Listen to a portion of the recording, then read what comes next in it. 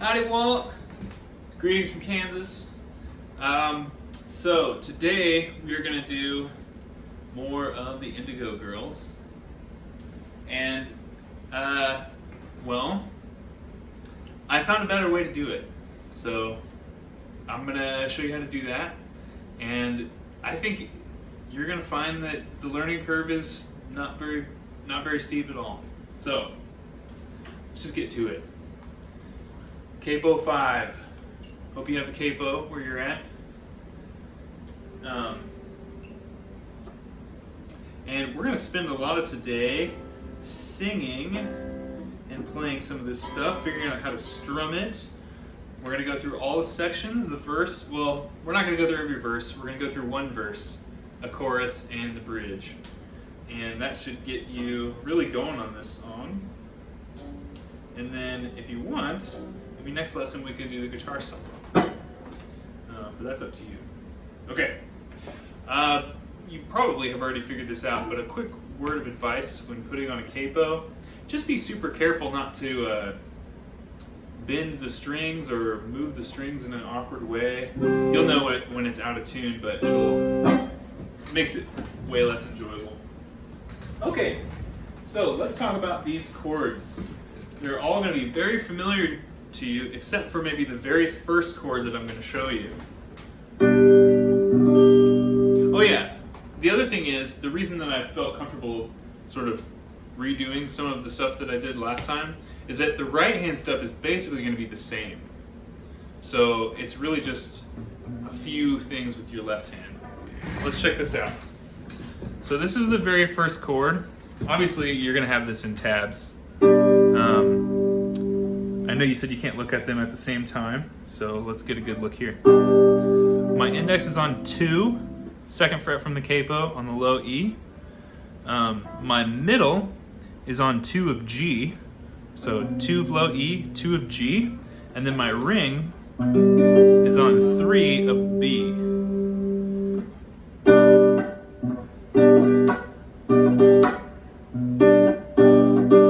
That's what it is.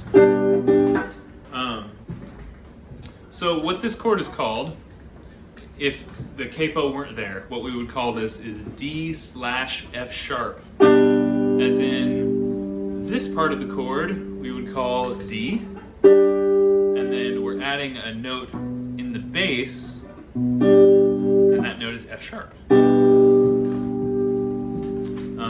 Remember, with a D chord, a regular old D chord, the highest note is on 2 of the high E. With this chord, what we're doing is, instead of playing 2 on the high E, we just play 2 on the low E. So it's actually the same note as what would be up here. But this fingering is the easiest fingering I can find for this chord. Personally, I've never found a better one. So there you go. Right hand, thumb is going to have the low E, obviously. And then I'm using these 3 fingers on B, G, and D.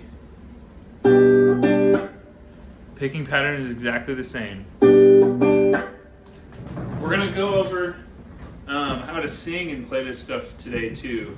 So if the right hand stuff is still troubling you, don't worry, because we are going to cover it and it's going to be super clear what's essential, where to trim the fat, how to get a performance out of this song.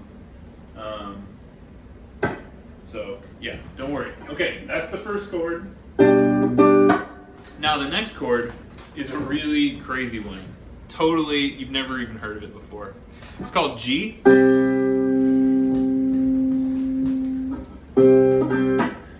What I'm gonna do for this song, for the most part, is keep my right hand on the same set of strings.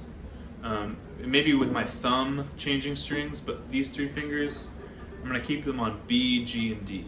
I'll tell you if I change, but that's where I'm at right now. So we got D/F sharp, G,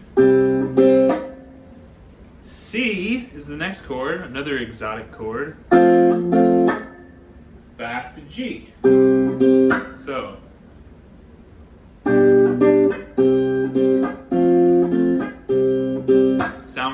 familiar? I hope so. It sounds pretty much exactly like the thing I taught you last week, but without crazy weird fingerings. It's just open chords.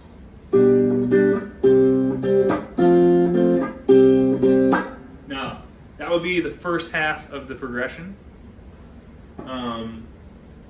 And then here is the second one. I'm looking at my computer over here to make sure everything I'm teaching you is spot on. Here's the next one. So here's the second half. I'm gonna do.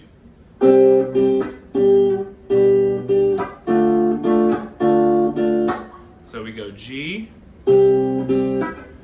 D/F sharp, and then A minor.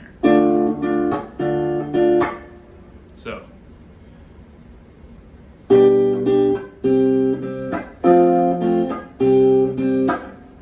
I keep forgetting the flow.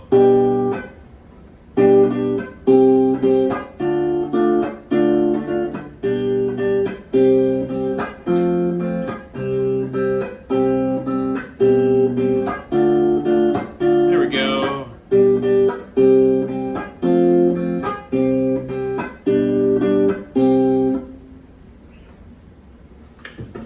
Not quite right.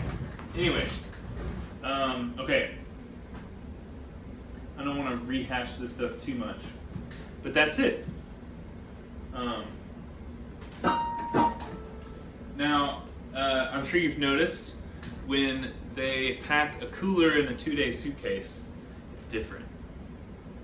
And that chord was a troublesome chord for me. I kept thinking, how am I going to teach this to Walt? It's too weird. And that's what led me to finding an alternative with this capoed version, which is, I think, actually what one of the guitarists in the Indigo Girls does. So anyway, a cooler and a 2-day suitcase. We're gonna play F there. I know I'm skipping ahead a little bit, but we'll get to it. You can play F however you want. I like to play F like this. Some people like to play F as a bar chord. Good for them. I like to do it with my thumb around the neck. So, anyway,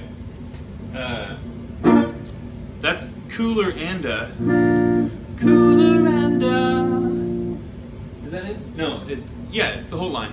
Cooler and a 2-day suitcase, A minor, D. Cooler and a 2-day suitcase. Cooler and what is it? Cooler and a 2-day suitcase.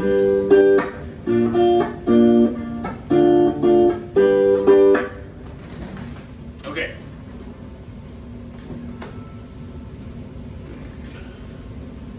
I'm gonna try and put this computer in a place that's closer, kind of angled to the camera. I can't, I just haven't bought a teleprompter yet, and I need to. It really help these video lessons. Almost done.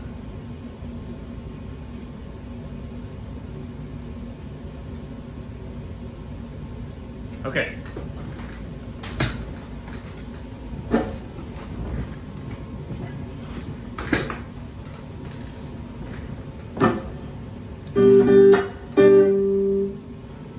All right.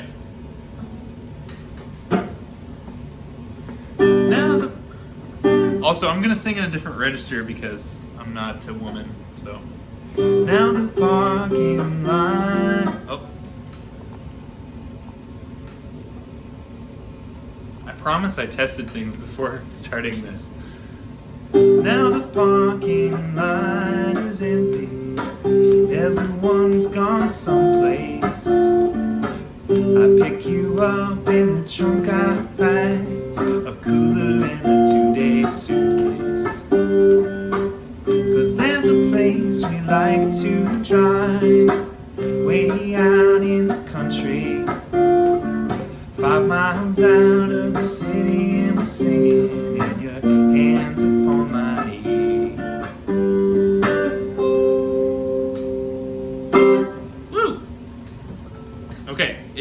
impossible to sing and play. Okay, so I have to write this out.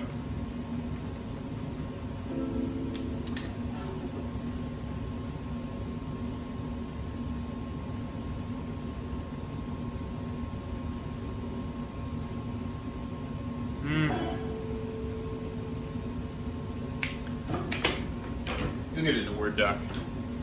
That's the performance. Okay. So the big shift here is a lot of the stuff is the same with the right hand.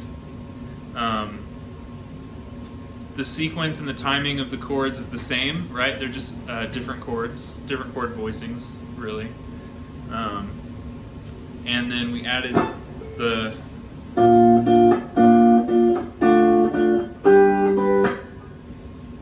so that's two Fs, you could say, as in we do this pattern twice, and then A minor, D. D is the one chord where I shift these fingers to the bottom three strings. I don't know if I need to break this down because it's pretty explanatory. I move my hand. I think you understand. Okay, so I want to get to the chorus because, man, it's just the most gorgeous chorus of all time. Yeah, okay. You guys make me cry with your songs, man. It's horrible. I mean, it's amazing. That's why we're here, to live life, right? But this one gets me. Smarter than the tricks played on your heart. So we're okay, we're fine. Baby, I'm here to stop your crying. Chase all the ghosts from your head. Stronger than the monster beneath your bed. Smarter than the tricks played on your heart. We'll look at them together and we'll take them apart. Adding up the total of a love that's true. Multiply life by the power of two. Yeah, that was just me kind of carrying over some of the strumming pattern for the chorus there. If I were to perform this song, I actually think I would probably strum the chorus. The way I would strum it is down, down, up, up, down. Check this out. I'll sing it. So we're okay, we're fine. Baby, I'm here to stop your crying. Chase all the ghosts from your head. Stronger than the monster beneath your bed. Smarter than the tricks played on your heart. We'll look at them together, then we'll take them apart. Adding up the total of a love that's true. Multiply life by the power of two. And I think that's what I want you to do, is strum. It's a great contrast to the verse, and it adds some dynamics to just the guitar part in the song. It supports the voice in a different way. Okay, so in the document that I'm going to send you, first chord of the chorus is G, so we're okay. The second chord is a chord called G/F, and we're not going to do that because I don't think that that's a good choice for the song. So we're going to play F. So we're okay, we're fine. Works perfect. Baby, I'm here, see, to stop your crying. D.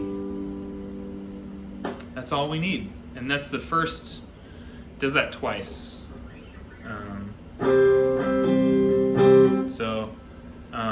Just down, down, up, up, down. I'll strum it for you.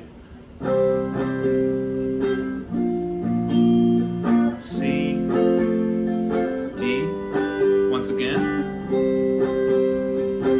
From your head, then the monster beneath your right, so let's talk about the second half of the chorus, which is where things really get taken up a notch.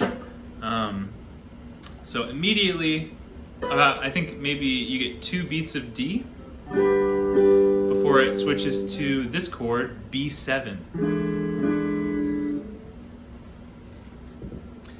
Let's see if I can get a good angle on B7 here. Move my teleprompter. Okay. This is not a great angle. So we got 2 on A, 1 on D, and 2 again on G. Best I can do. Maybe start with the ring. 2 on G, 1 on D, 2 on A.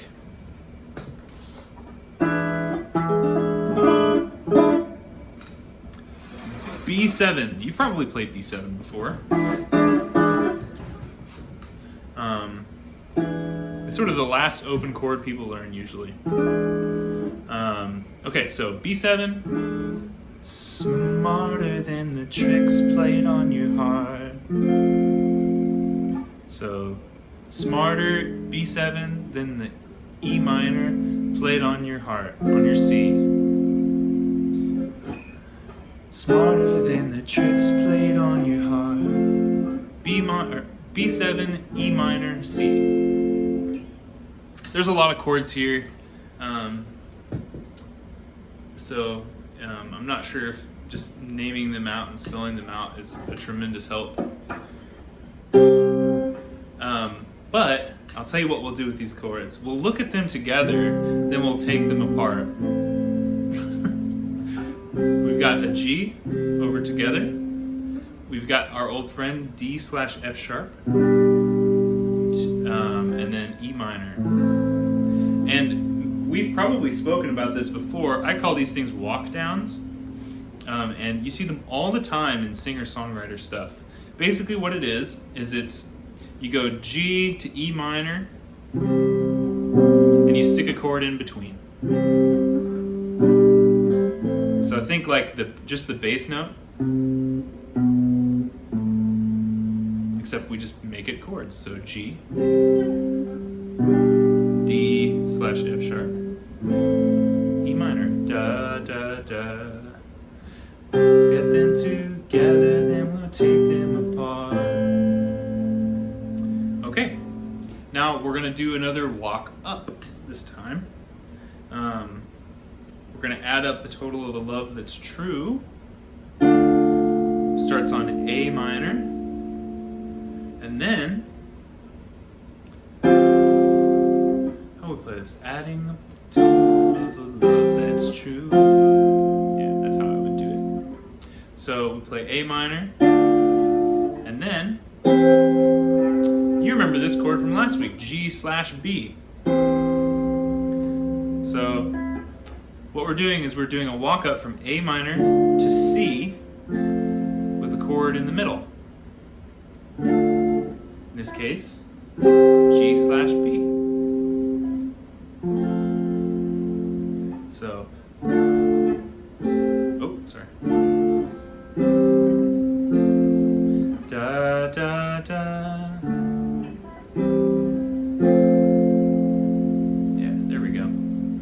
Multiply life, just a regular D by the power of 2. So we're okay, we're fine. Baby, I'm here to stop your crying. Chase all the ghosts from your head, stronger than the monster beneath your bed.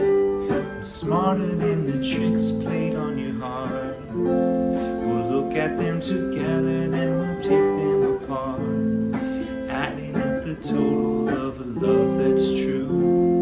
Multiply life by the power of 2. Beautiful.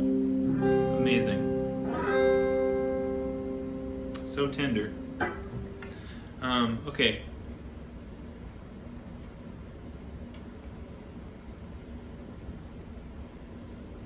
Okay. I'm going to move on to the bridge. which I'm gonna have to replay real quick.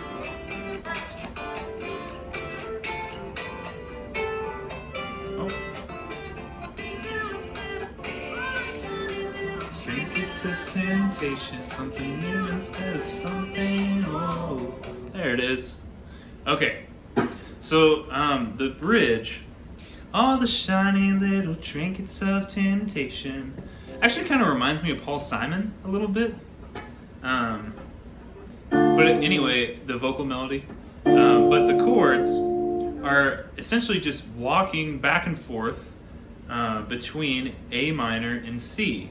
So we go A minor, all the shiny, G/B, little trinkets of temptation. Oh, something new instead of something old. The only difference, the only thing is on old, instead of going to C, we just stay on G. So, all the shiny little trinkets of temptation, something new instead of something old. So before we were playing G/B, as in this note is the lowest note. If you want, when you say old, you can add on that lower note, kind of double down, give it a little bit more weight. It sounds pretty nice, I think. All you gotta do is scratch beneath the surface, and it's fool's gold. Fool's gold. One more time. Fool's gold. Beautiful. And fool's gold is just a walk down from C to A minor. You can almost hear it in the chord. Fool's gold. Cool. Okay, let's recap.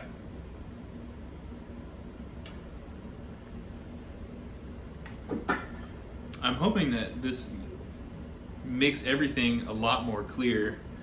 The main thing I've struggled with this song is just the number of chords. I don't really think that they're, especially this version, very difficult to play necessarily, but it's just that they shuffle through these chords at such a fast pace.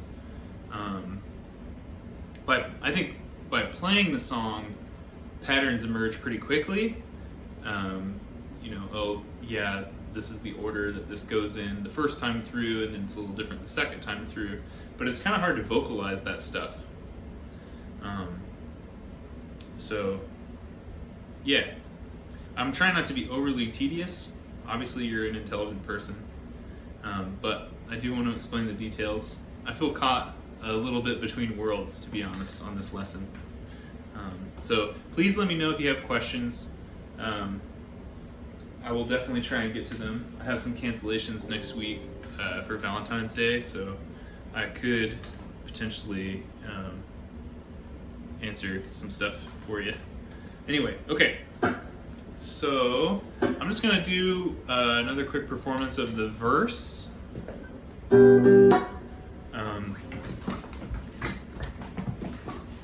Let me do, maybe I'll try one without the words, and then I'll sing as well.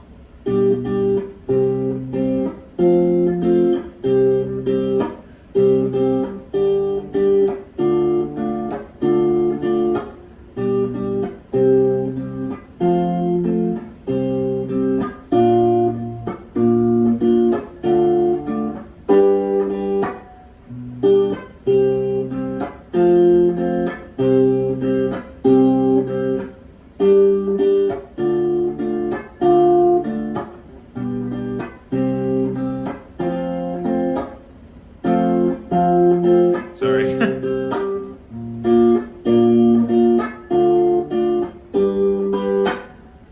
Okay, so as I was playing that, it occurred to me to let you know that you don't have to play these chord voicings as gospel. And what I mean by that specific, or even the right hand pattern is gospel, there is a specific rhythm and there is a certain timing in terms of there's a groove, right? Don't lose the groove, ever, in any song. That's usually actually the most important element, over harmony and melody. But anyway, like for example, with G, let's get back up. You know, there's a lot of ways to play G on guitar, man. You can play it like this. You can drop your pinky, move your ring to the high E. That's still G. You could just play the bottom 3 strings. You could take off your index finger and play it like that or like this. You could just play the middle 3 strings. That's a G chord. So if your fingers aren't quite catching up to the song, don't sweat it. Don't sweat it, man. Just keep picking. And I think the problem chord in this song will probably be D. It is for me, so I think it probably will be for you.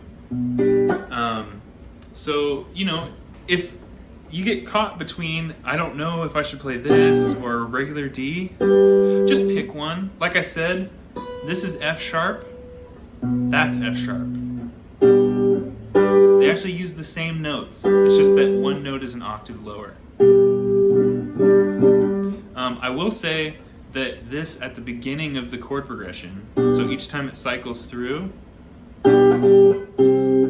that does feel like an essential element to me. But as far as other places, I don't necessarily think it's make or break for the song. Okay, and then another thing I wanted to address was my right hand pattern. So I'm sure that you have noticed that it's not always consistent. And the reason for that is because I feel like I've got the heart of the song pretty well. I'm no Indigo Girl, but I do think that I have the essence of what the technique is. And so sometimes what I'm doing is grabbing the chord twice, like that, which is, I believe, what I taught you in the first lesson. Sometimes what I'm doing is I'm just doing the thumb for the first note, like that. And that's probably a kind of technique that you saw in that Ultimate Guide to Strumming book that you have. That's something that I would teach in lessons sometimes. But I think that works really well. Sometimes I'm just strumming the chords. Keep the groove. Everything else is just a means to an end, to the groove. All right, I don't want to belabor this. Let's do more performances. Let's get this sound sampled here. So, I'll give you. Well, I just did that. Okay.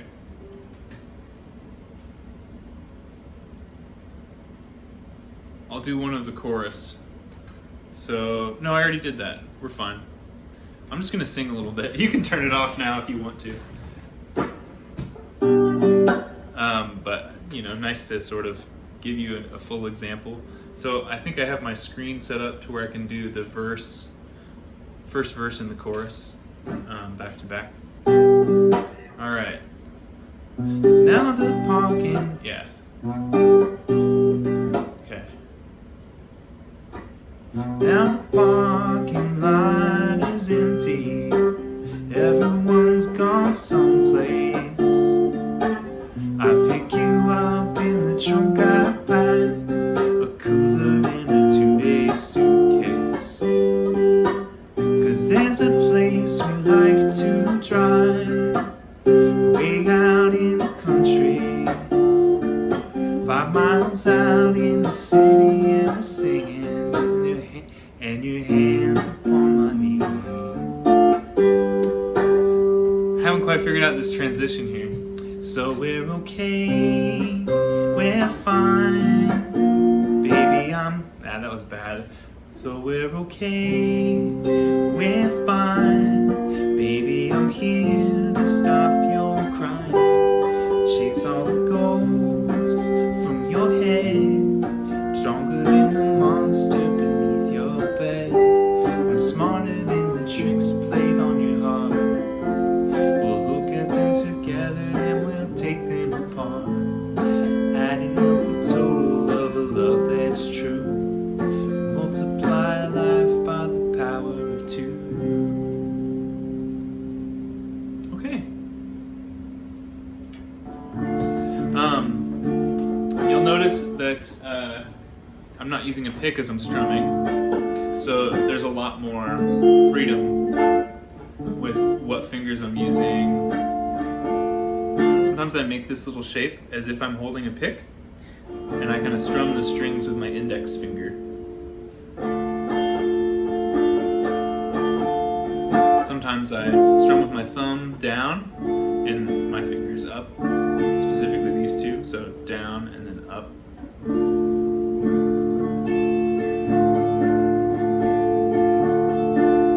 They each have a different texture, so give that a try. Okay, I think that's gonna be it. Hopefully that's enough for you. Hopefully that's enough for you to sing and play.